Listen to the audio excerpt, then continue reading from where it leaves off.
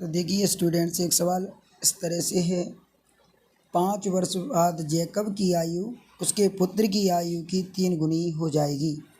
5 वर्ष पूर्व जैकब की आयु उसके पुत्र की आयु से 7 गुनी थी।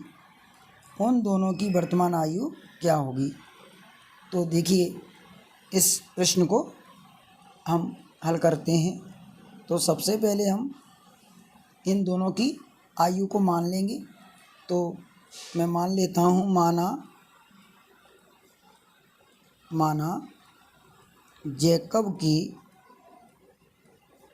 वर्तमान आयु, हम जैकब की वर्तमान आयु x वर्ष ले लेते हैं तथा इसके लड़के जो इसका पुत्र है उसकी आयु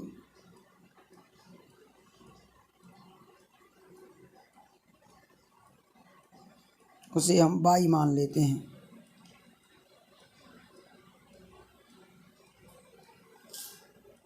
y वर्ष, इन दोनों की ये वर्तमान आयु हमने मान ली। अब देखिए, अगर हम फर्स्ट कंडीशन देखें तो हमें इसमें बताया गया है 5 वर्ष बाद जैकब की आयु उसके पुत्र की आयु की 3 गुनी हो जाएगी। यानी कि 5 वर्ष बाद, एक तरफ हमें लिखना है 5 वर्ष बाद जैकब की आयु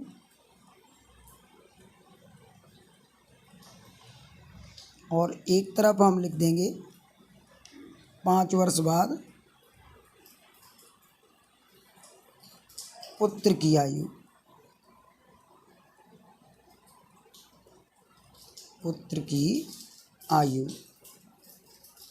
आप देख सकते हो जो पुत्र की आयु है 5 वर्ष बाद 3 गुनी हो जाती है, इसलिए हम इसमें 3 का मल्टीप्लाई कर लेंगे। तो आप देख सकते हो 5 वर्ष बाद जब जैकब की हम आयु निकालेंगे तो ये आएगी x + 5, क्योंकि जैकब की जो वर्तमान आयु x वर्ष है, वर्तमान में उसकी आयु x वर्ष है।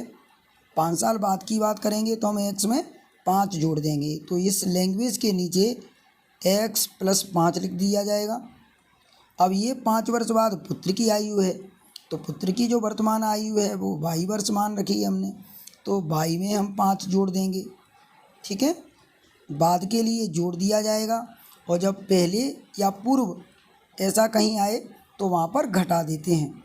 तो देखिए इसमें 5 वर्ष बाद पुत्र की आयु हमने y + 5 लिख दिया और इसमें मल्टीप्लाई 3 का है तो हम इसे ऐसे ही लिख देते हैं। अब इसे आगे देखिए सॉल्व करते हैं तो x + 5, इस 3 का इसमें मल्टीप्लाई करते हैं तो 3y, 3 का 5 से करेंगे इंटू, तो ये 3 × 5 = 15 हो गया। अब x की तरफ अगर हम y को लेके आएँ तो ये माइनस का 3y हो जाएगा और इधर 15 की तरफ इस 5 को शिफ्ट करेंगे तो ये इधर प्लस था तो इधर ये माइनस का हो जाएगा। इस तरह से हमें x - 3y बराबर, ये 15 से 5 घटाएंगे तो 10 आ जाएगा। ये इस तरह से आ गया, इसे हम समीकरण 1 दे देंगे। अब कंडीशन 2 देखें तो इसके हिसाब से इसमें बताया गया है 5 वर्ष पूर्व। अब देखिए दूसरी शर्त में लिखा है 5 वर्ष पूर्व जैकब की आयु उसके पुत्र की आयु से 7 गुनी, 3 की जगह हमें 7 लिखना है। तो देखिए आगे हम इसे करते हैं,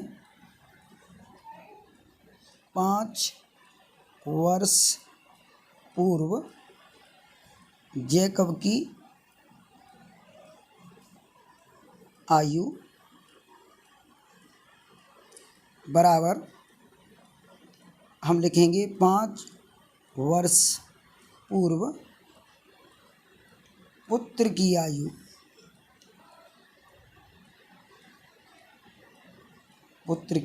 आयु, और इसमें 7 का गुणा कर देंगे क्योंकि 7 गुनी हो जाएगी। तो देखिए 5 वर्ष पूर्व जैकब की आयु, जब पिछली आयु निकालते हैं तो वर्तमान आयु में से हम घटाते हैं। तो 5 साल पहली हमें जैकब की आयु चाहिए, वर्तमान में उसकी आयु x वर्ष है, तो हम x माइनस 5 कर देंगे। आगे देखिए, इधर 5 वर्ष पूर्व पुत्र की आयु निकालनी है हमें, तो इसकी वर्तमान आयु 22 है, तो 22 से हम 5 कम करेंगे और इसमें गुणा हम 7 लगा देंगे क्योंकि ये 7 गुनी है। आगे देखिए, इसे हम सरल कर लेते हैं, तो x माइनस 5 ऐसे ही लिखा, 7 का जब इसमें गुणा कर देंगे तो 7y और 7 पंजे 35 हुआ। अब x की तरफ जब हम 7y को लेके आएंगे तो ये माइनस का हो जाएगा, और इधर माइनस के 35 की तरफ जब हम इधर से माइनस के 5 को ले जाएंगे तो ये प्लस का 5 हो जाएगा। तो इधर x माइनस 7y ऐसे ही, और ये आ जाएगा माइनस का 30। इसे हम दूसरी समीकरण बना लेंगे। अब हम इन दोनों समीकरण को हल कर लेंगे। तो समीकरण 1 व समीकरण 2 को हल करने पर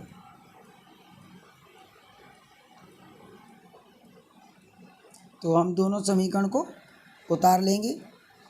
x माइनस 3y बराबर 10 और दूसरी समीकरण है x माइनस 7y बराबर माइनस के 30। अब यहाँ पर हमको लिखना है घटाने पर। मैंने आपको बताया था जब घटाने पर लिखेंगे तो जो दूसरा समीकरण है उसके निशान बदलेंगे। जैसे कि x यहाँ पर प्लस का है तो इसे माइनस कर देंगे, माइनस का 7y है इसे प्लस कर देंगे, और माइनस का जो 30 है उसे प्लस का कर देंगे 30। यहाँ x से x कट जाएगा तो यहाँ प्लस के 7 से माइनस का 3 गया तो प्लस का 4y बचा। यहाँ 30 और 10 को जोड़ देंगे तो 40 हो गए। तो y का मान इधर से आ जाएगा 10। ठीक है, y का मान आ गया। अब हम इस y के मान को समीकरण 1 या 2 में रख दें तो हमें x का मान मिल जाएगा।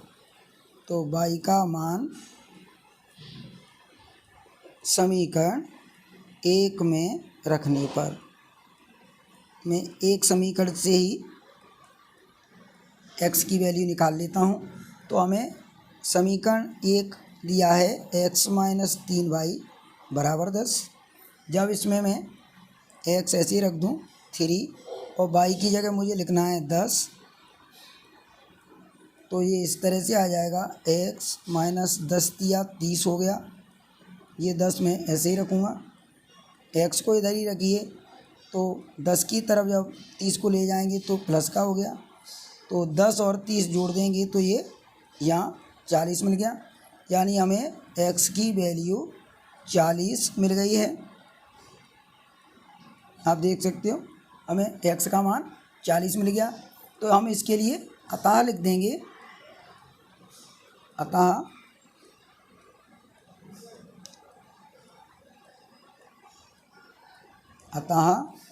जैकब की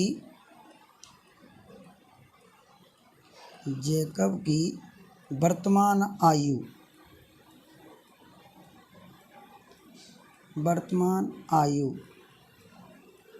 आप देख सकते हो, हमने जैकब की वर्तमान आयु को x माना था तो यहाँ ये 40 हो जाएगा।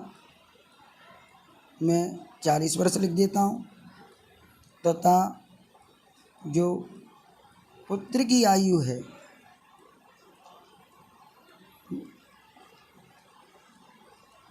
तो उसकी आयु आ गई है यहाँ पर 10 वर्ष।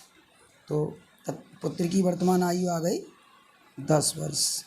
तो इस तरह से हमने ये सवाल हल कर लिया है। तो उम्मीद है आपको ये सवाल भी अच्छे से समझ में आ गया होगा।